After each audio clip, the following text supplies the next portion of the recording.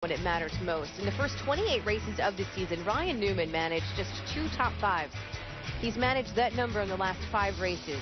He's also led almost as many laps in the last 5 races than he did in the first 28 races. And joining us now in the Quicken Loans ESPN Pit Studio, Ryan Newman. Thank you for joining us. So already in this show, I've called you Cinderella many times, and I'm sure your daughters would love to dress you up like Cinderella. But why do you feel that your team is the sneaky threat in this championship?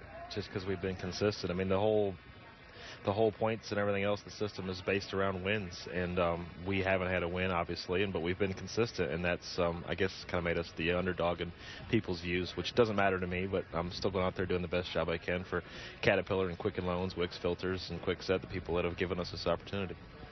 I know that Childress has got to support all the teams equally, but since you're the only team in the Childress camp that has made this chase, are you feeling more support than you've ever felt out of the team, that the entire team is all in for the 31 and you're getting new information that you haven't gotten in a while? I think from that standpoint, with RCR and ECR and the alliance that we have with a couple organizations as well that have kind of chipped in and know that we're all working for a championship for RCR and ECR, and that information is helping those teams as well. It's no different than the situation I had with Hendrick and SHR when I was at SHR.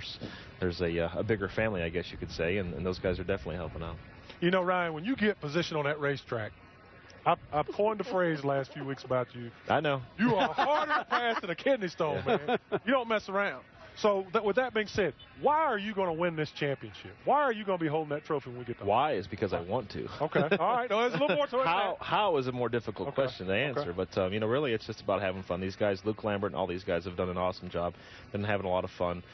Just to go out there and do what I'm doing. I mean, it's put a lot more fun in it for me, which I think has helped with the consistency. It's helped with our performance, and I think I've stepped it up. The guys have stepped it up on pit lane. The guys have stepped it up in the garage to do better things with the tools that we have. And ECR, those guys have stepped it up as well. Do you feel you need to get to victory lane to win the championship, or can it be done just based on consistency? Mathematically, you don't have to. I mean, that's a given right now, especially having Dale Jr. win last week and having only 2 guys that are in it. But I mean, we want to win. We'd love to win these next 3 races and put an exclamation point on it at Homestead by lapping the field, but it's probably not going to happen. We can finish 39th as well and still win the championship. So if we're in that top 4, so with this race starting during the day and ended at night, are you concerned about that, or are you guys pretty well geared up for it? Because this is a very important race for you. It's extremely important, and I don't know how much it's going to change. It's been fairly overcast today, which has kind of kept the temperature of the asphalt down. So I don't think it's going to be a huge transition, but you never know. I mean,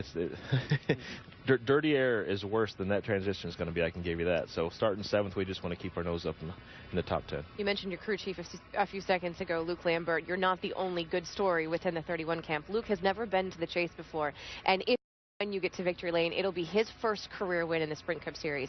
Dave Burns is standing by with Luke Lambert. All of 33 races together have Ryan Newman and Luke Lambert been working this together. What have you learned about Ryan, Luke, that gives you confidence going forward in this championship to potentially be the champion this year? Well, a couple of things. I mean, his ability to race in different situations and strength on different style racetracks, I think, is a big part of the reason why we're here, with the Caterpillar Chevrolet at this point in the season. But over the course of the year, we just learned how to work together and how to adjust the car going into the race from practice, and those sort of details have made us a stronger, more consistent group going into every single race in the end of the season here.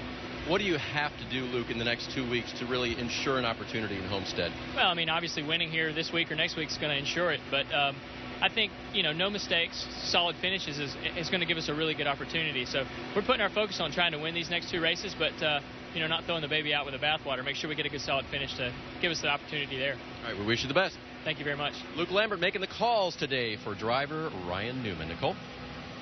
Ryan, Luke's done a great job. What's been his strengths this year? What has he brought to this race team? He really is Cool Hand Luke. I mean, the guy, I have not rattled him. We have not yelled at each other. We've not raised our voice at each other at one single instance the entire year, which is like rare to find. I mean, Rusty, you can chime in on that one. I've been there.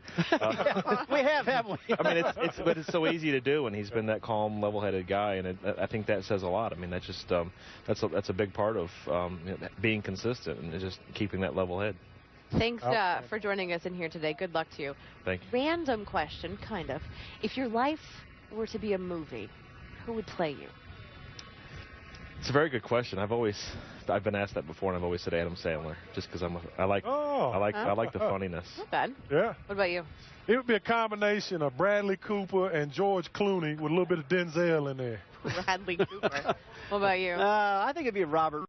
That guy's kind of cool, you know, kind of slow. I think he'd do a good job. So if Brad can say that Bradley Cooper would play him, then I get Beyonce, right? Beyonce, that's right. Here's I like the question. that. Who would play you in a movie? It's our topic of the week.